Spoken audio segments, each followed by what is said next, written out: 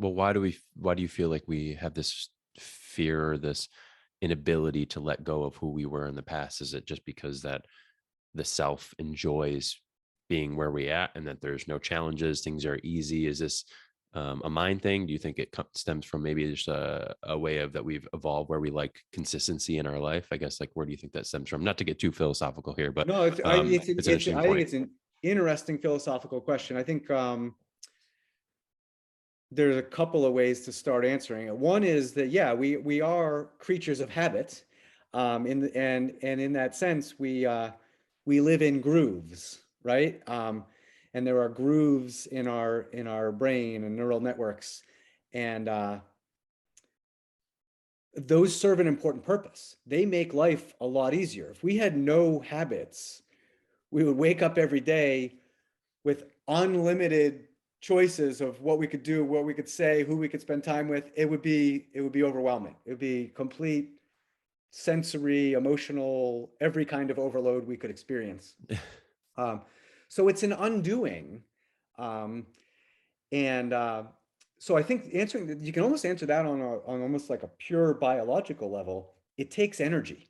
Uh, it, it, it takes energy to start to break up the previous pattern and form the new pattern. Now, once you're formed the new pattern, it too is a habit, and it is just as easy as the previous habit.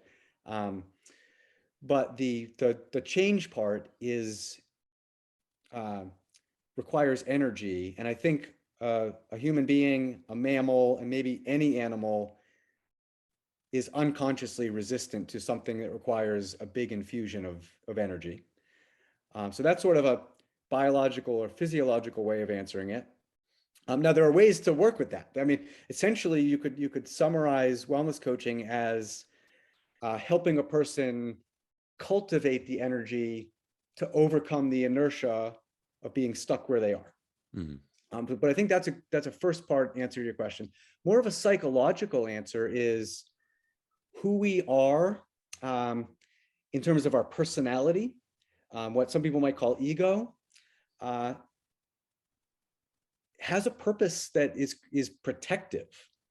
We developed it largely to keep us from feeling pain.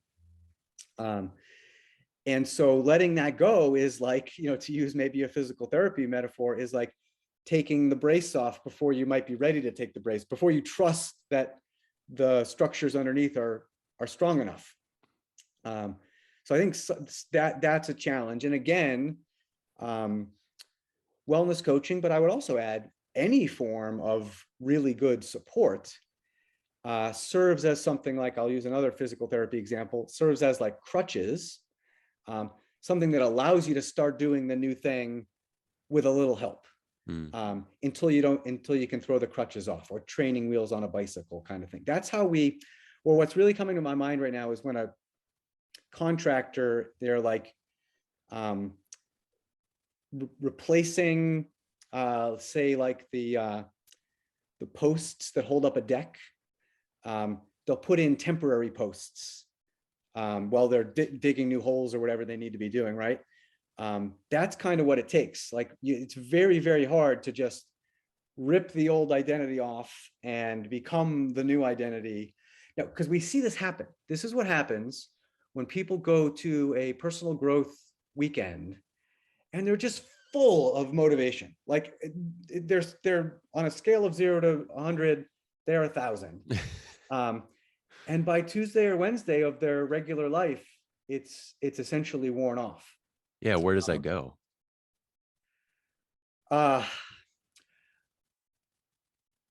I almost think it's something like they didn't really have it. They it was illusory or transient or something like that. Was it? Uh, I just person not to interject. I just feel like it's perhaps they're not ready. Like perhaps they're not. mm, They're they fascinate, or they fall in love with the idea of this person they want to become, mm, but in that energy of like falling in love with this person they want to become, they don't understand that roadmap to get there. And once they see that, they're like, oh, never mind, and they go back into their what they know best.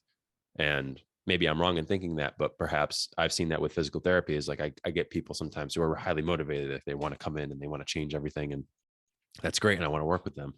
Um, but sometimes you have to slowly like get them to be like, yes, but also you're playing a long game. And if you're bringing in all this energy now, like, let's take that energy and span it over the next 20 years of your life, because Mm, you're going to have to maintain this. It's a marathon, so to speak.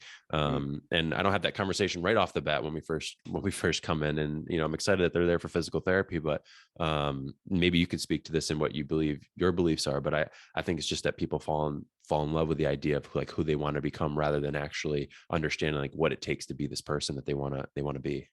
Yeah, I think there's definitely something to what you're talking about, and I would say that to use your words, because I think they're in a good description, falling in love with who they want to be or who they know they can be, um, isn't useless. It serves almost like a preview of coming attractions or a trailer. They can sort of see where they're going. But as you're saying, I think it's very important to then tie that to the next step right in front of them.